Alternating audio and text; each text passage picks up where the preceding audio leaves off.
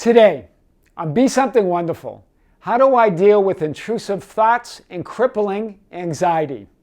I am your host, Tom Kearin, and this is the Be Something Wonderful studio of higher consciousness, where we help you level up and become the best version of yourself.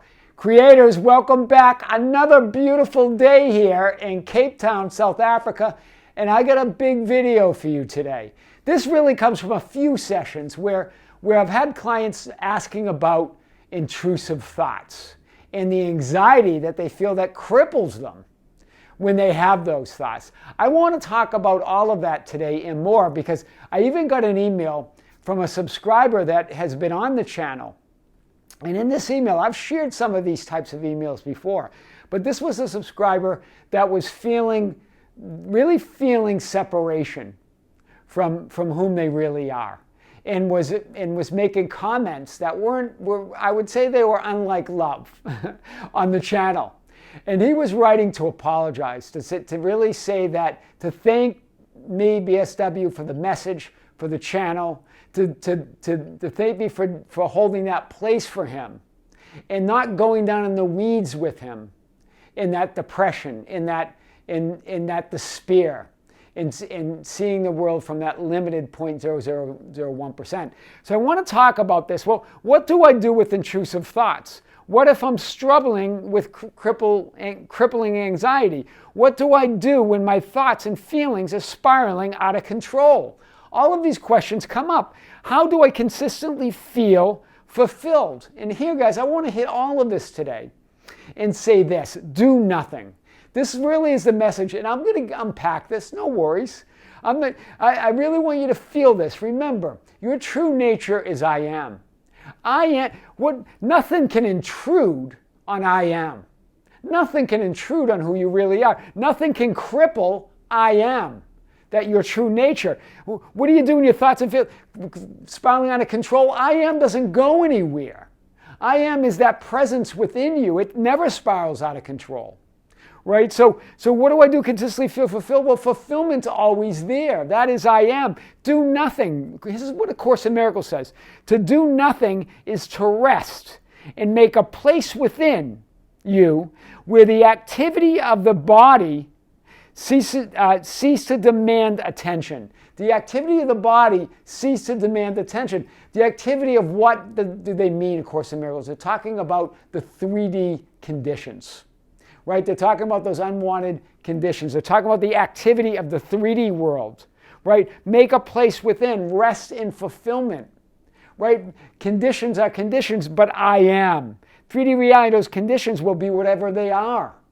Right? Remember, whenever you're labeling and thoughts intrusive, well, you can't do anything of it because you've now created a reality where your thoughts are intrusive.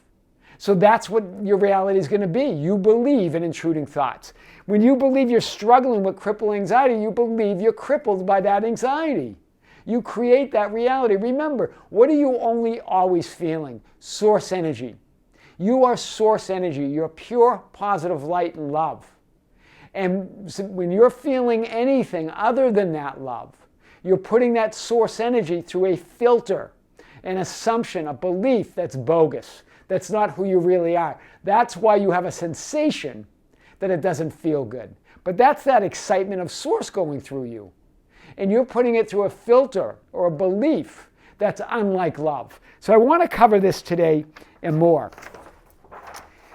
This is why Scripture says, I am that I am that I am. I am who I am. This is God's name forever and ever. The one and only source of all conditions, yet unchanged and unaffected and untainted by any of them. Untainted, never crippled by anything. You can't intrude on I am. I am that I am. In other words, what was God saying? I am who I am. I am that I am that you can rely on. That absoluteness, that unchangeable, all-powerful, all-knowing presence that is within you. I am that, and I can't be affected by any of this messy middle.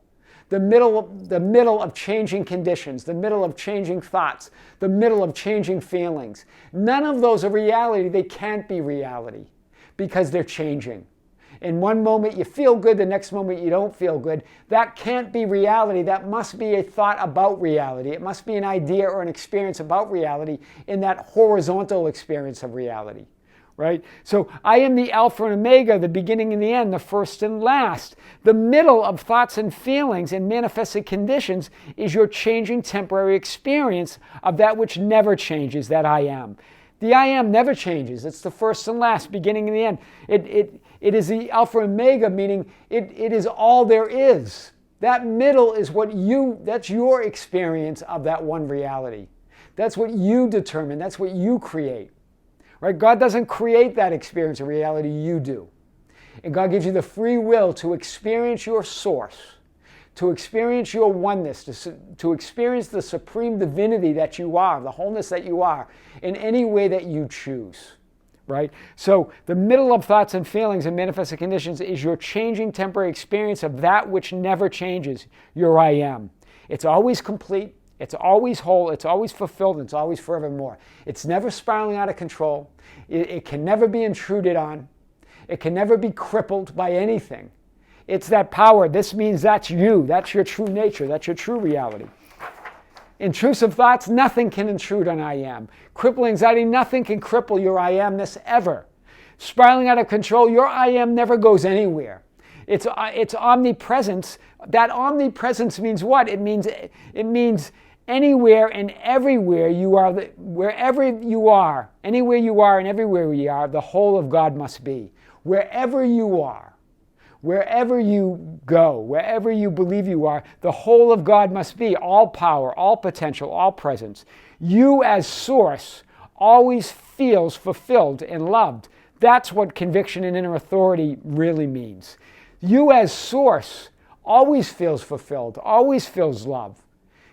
This idea that you've got to feel better when you already feel better. This is why Neville Goddard said, you're already that which you want to be, and your refusal to believe it is the only reason you can't see it. You're already that feeling of fulfillment, and your refusal to feel it, your refusal to allow it, your refusal to acknowledge it, is the only reason you don't feel it, right? It's already there. In your effort to think better feeling thoughts and control the middle, the messy middle, you create a reality of I am not that I am.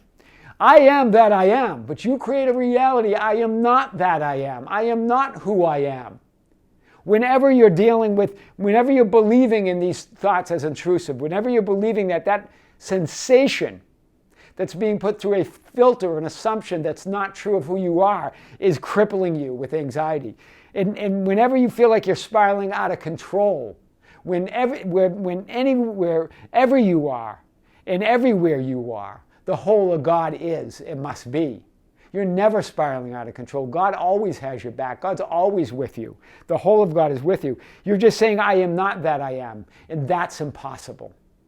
You cannot be not I am. You cannot be who you really are. That true nature never leaves you. So I want to hit this a little bit more. This subscriber, so this is really what I want to share in this video today. Because this is a subscriber that was reaching out in their own way. Well, remember, you're either extending love, or everything in your experience is either an extension of love, of who you are, or a cry for help. But all of that is an experience of your source, an experience of love. I'm not sure if you remember, but I went through a period of really bad depression and hopelessness. And I said some things I didn't really mean to say on the comment section of some of your videos and in your Instagram direct messages. This is before he really came to the realization. He ran into some materials by Byron Katie, which I talk about on the channel. Right? Byron Katie says, I love my thoughts, but I'm never tempted to believe them. Right? So he ran into some of that. God really was feeling, starting to really understand his I amness, his completeness. And he goes, I feel like a new person. In other words, what was he saying when he says, I feel like a new person, a new version of me? He was feeling his true nature, the real I am, not a new person, but the only person you are. I am. Right? Everything else is a mask. Everything else is an idea. Everything else is an experience of that true nature. Right? In other words, he is no longer identifying himself as the messy middle. right? He understands what constantly changes is not reality. The messy middle, thoughts and feelings, outside conditions, things that he believes is imposing on his reality, those are always changing. They can't be reality. The middle is an experience or an idea of reality, that linear and horizontal experience of all that you are. That's all the middle is. He came to that realization. Everything is your experience of reality. Everything in your experience of reality is an expression of love, your source, in the form of either an extension of love or a cry for help, to remember your source or true nature. This is what really A Course in Miracles talks about, right? You're either extending that love or it's a cry for help. Everything in your experience, whoever you encounter, it's either an extension of love or a cry for help, to remember your source or your true nature, your I am. That was a cry for help, those comments, when he was feeling down, when he was feeling depressed, when he was feeling that everything was against him, the conditions were imposing themselves. Right? But what did I do? I did nothing. I held a place for him, right? And the comments probably didn't last on the channel because they're unlike love. There's no reason for them. No reason to remind him or anybody else of who you're not, right? So he goes, I want to thank you. This is what he said. Here's his realization. For all the time, effort, and energy that you put into teaching people such as myself about the law. And he goes further. He goes, thank you for not acknowledging my messages about depression and suicide, right? Remember, they're not reality. They're not who he truly is. And if I acknowledge those, I'm solidifying, creating that reality with him, right? Believing in that he is those things. He is not those things. He got it that he's not that reality. He stopped identifying as that depressed person, right? He goes, thank you for always staying positive, for not dropping down to the level I was on and tried to relate to me. In other words, sometimes we want to drop down in the weeds with people to show empathy. Right? But when you drop down in the weeds, you're saying that reality is real. Right? They're having an experience of reality, but it's not reality. So we're not going to solidify that. He goes, thank you for always being so consistent with your uplifting content. He goes, I love you and I love your community and I'm extremely grateful. He's out of the weeds. He gets it. He understands that I am that I am. That you're not the messy middle of changing thoughts and changing conditions. That you don't have to do anything with those intrusive thoughts. And stop labeling them intrusive, right? Stop creating reality where thoughts are intrusive. They're just thoughts. Allow them to be, right? And then move back to the assumption of who you are and what you really want. Move back to the assumption of your ideal reality, your ideal life. Your ideal expression of you as source. Move back to that, right? And this idea that he's thankful, he was feeling this overwhelming gratitude now, right? He gets it that he is more than that messy middle, more than the changing temporary thoughts and feelings, more than the changing outer conditions. That he's not crippled by anything, that nothing can cripple your I am. Not this anxiety that you're labeling, this source energy that you're labeling through thoughts and feelings of limitation, and not these intrusive thoughts. It's not about trying to feel better. You already feel better. Your source always feels good. It's moving to that understanding that conviction never leaves you. That fulfillment never leaves you.